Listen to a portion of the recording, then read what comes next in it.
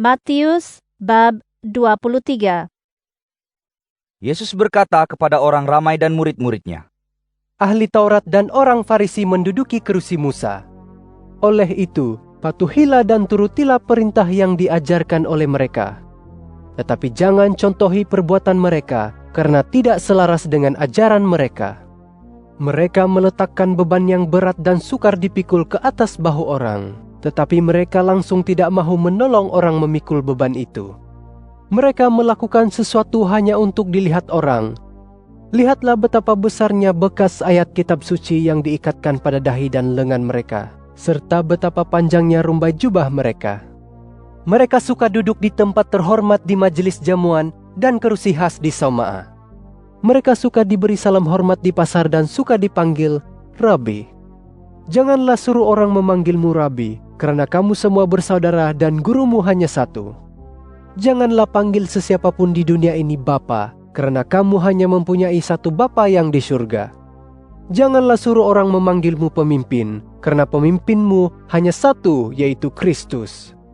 Orang yang terbesar antaramu haruslah menjadi pelayanmu. Orang yang meninggikan diri akan direndahkan, dan orang yang merendahkan diri akan ditinggikan. Malanglah kamu, ahli Taurat dan orang Farisi, kamu munafik, kamu menutupi kerajaan surga di muka orang. Kamu bukan sahaja enggan memasuki kerajaan surga, kamu halang pula orang lain yang berusaha untuk masuk. Malanglah kamu, ahli Taurat dan orang Farisi, kamu munafik, kamu menipu balu dan merampas rumahnya, kemudian pura-pura berdoa berjela-jela. Oleh itu, kamu akan menerima hukuman yang lebih berat. Malanglah kamu, ahli Taurat dan orang Farisi, kamu munafik, kamu merentas lautan dan daratan untuk menarik seseorang menganut agamamu. Namun demikian, setelah berjaya, kamu menjadikannya isi neraka yang 2 kali lebih buruk daripadamu. Malanglah kamu, pemimpin yang buta, kamu mengajar orang demikian. Jika seorang bersumpah demi bait suci, dia tidak terikat pada sumpahnya. Tetapi jika dia bersumpah demi emas di dalam bait suci, dia terikat pada sumpahnya. Hai orang bodoh dan buta, yang mana lebih penting, emas atau bait suci yang menjadikan emas itu suci? Kamu juga mengajar orang begini, jika seseorang bersumpah demi mazbah, dia tidak terikat pada sumpahnya. Tetapi jika dia bersumpah demi persembahan di atas mazbah, dia terikat pada sumpahnya. Hai orang yang buta hati, yang manakah lebih penting, persembahan atau mazbah yang menjadikan persembahan itu suci? Ketahuilah apabila seseorang bersumpah demi mazbah, dia bersumpah demi mazbah dan demi segala persembahan di atasnya. Apabila seseorang bersumpah demi bait suci, dia bersumpah demi bait suci itu dan demi dia yang tinggal di situ. Apabila seseorang bersumpah demi surga, dia bersumpah demi takhta Allah dan demi dia yang duduk di atas takhta itu. Malanglah kamu, ahli Taurat dan orang Farisi, kamu munafik, kamu memberikan 1/10 daripada pelbagai jenis rempah seperti selasi, adas manis dan jintan kepada Allah. Tetapi kamu tidak mematuhi ajaran Taurat yang benar-benar penting seperti keadilan, belas kasihan dan kesetiaan. Kamu harus mengerjakan semua ini tanpa melalaikan ajaran yang lain. Hai pemimpin yang buta, agas kamu tapis tetapi unta kamu telan. Malanglah kamu, ahli Taurat dan orang Farisi, kamu munafik, kamu membersihkan bahagian luar cawan dan pinggan, sedangkan bahagian dalamnya penuh dengan hasil kekerasan dan kerakusanmu. Hai orang Farisi yang buta hati, bersihkan bahagian dalam cawan itu, bahagian luarnya akan bersih juga.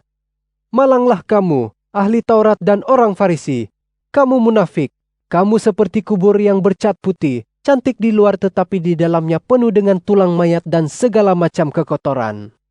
Begitulah kamu, pada lahirnya kamu orang yang benar, tetapi sebenarnya kamu durjana dan munafik. Malanglah kamu, ahli Taurat dan orang Farisi, kamu munafik, kamu membina makam yang indah untuk nabi-nabi dan menghiasi kubur orang yang benar. Kamu berkata, kalaulah kami hidup pada zaman nenek moyang kami dahulu, tentu kami tidak akan mengikut perbuatan mereka yang menumpahkan darah para nabi. Jadi, kamu sendiri memberikan kesaksian bahwa kamu keturunan pembunuh nabi.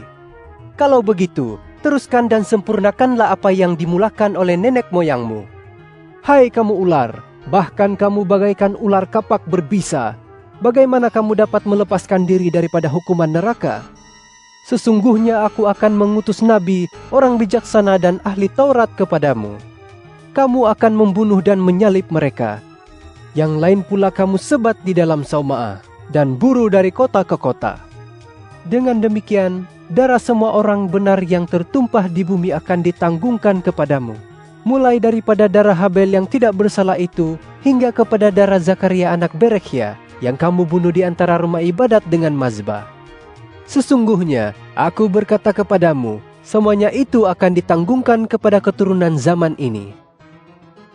Yerusalem, Yerusalem, kamu membunuh nabi dan merejam utusan Allah.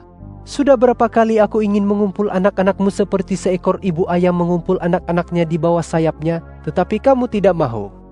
Rumahmu akan ditinggalkan dan terbiar. Sesungguhnya aku berkata kepadamu, kamu tidak akan melihat aku lagi sehingga kamu berkata, diberkatilah dia yang datang dengan nama Tuhan.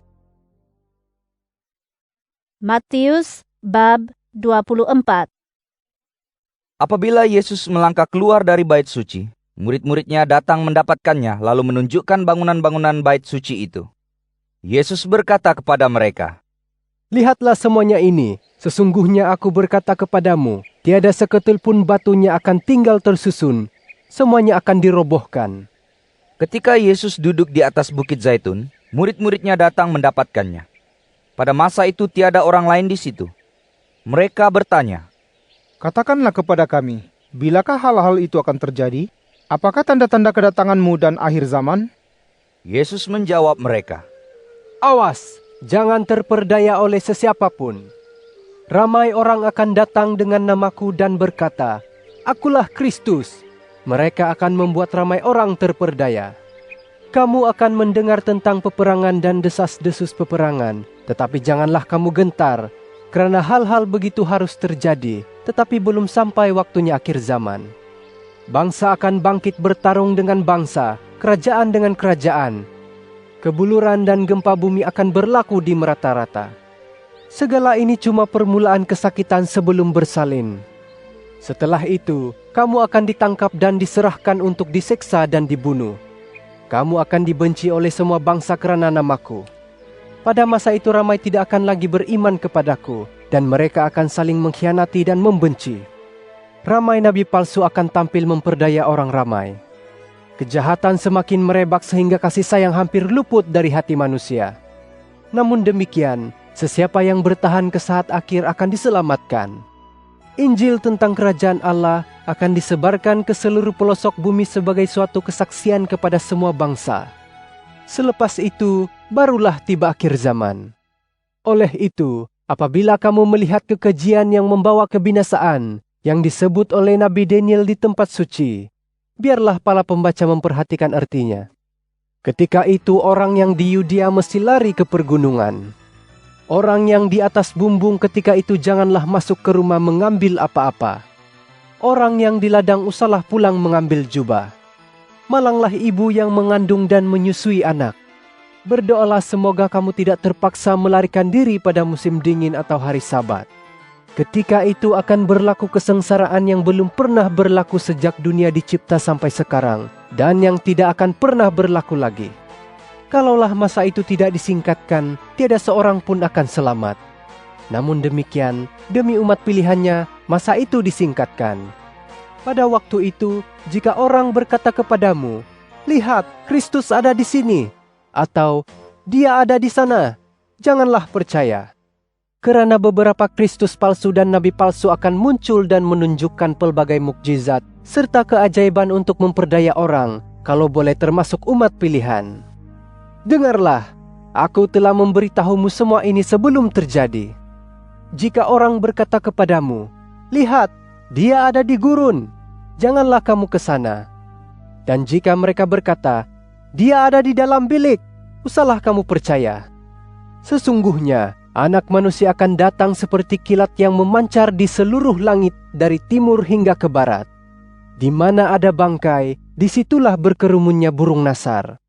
Tidak lama selepas kesengsaraan masa itu, matahari akan dikelamkan dan bulan tidak akan bersinar lagi.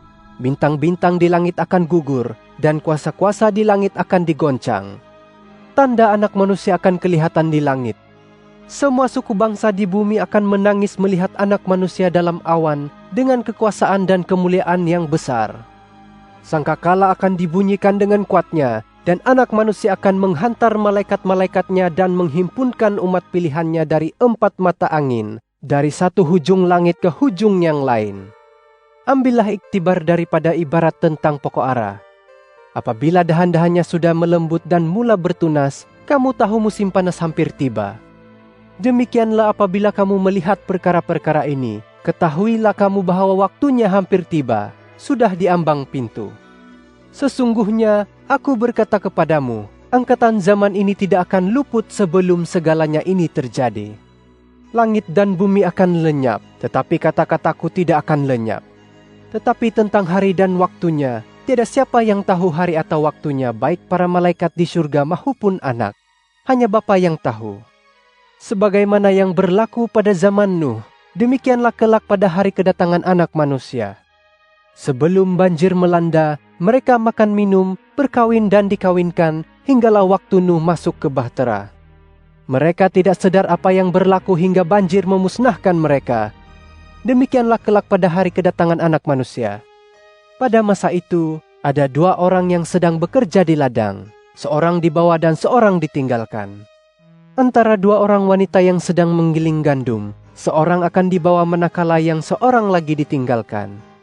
Berjaga-jagalah, karena kamu tidak mengetahui waktunya Tuhanmu datang. Ingatlah, sekiranya tuan rumah mengetahui bila masanya pencuri akan datang, dia tidak akan tidur. Dia tidak akan membiarkan rumahnya dipecah masuk. Kamu juga hendaklah sentiasa bersedia. Anak Manusia akan datang pada saat yang tidak kamu sangka. Siapakah hamba yang setia dan bijaksana?